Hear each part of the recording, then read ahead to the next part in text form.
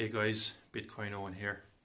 I said a few months ago on TikTok that AIB and Bank of Ireland would be offering Bitcoin services to their clients, and I was there was an employee of Bank of Ireland listening, and she shot me down basically. She vehemently opposed me and she said there's no chance that Bank of Ireland will ever offer Bitcoin services to their clients. Well, look at Standard Chartered in America. Look at Charles Schwab. Look at Vanguard.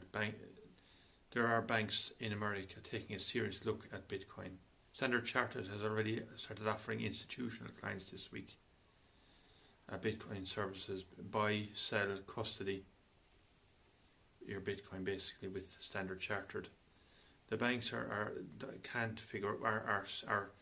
happy with their current business model. They're happy with fiat basically because they're able to make lots of money out of it, and they can't see how they can make money out of Bitcoin because Bitcoin cannot be rehypothecated basically, and Bitcoin does not fit into the business model of the banks. Fractional reserve banking and all that basically, but I worked it out on a piece of paper with Bitcoin and fractional reserve banking with the banks today. I reckon it is possible. All they do is take in deposits, put aside 10% of those deposits in case the customers want to withdraw, and then lend out the other 90%, and then they take in the 90%.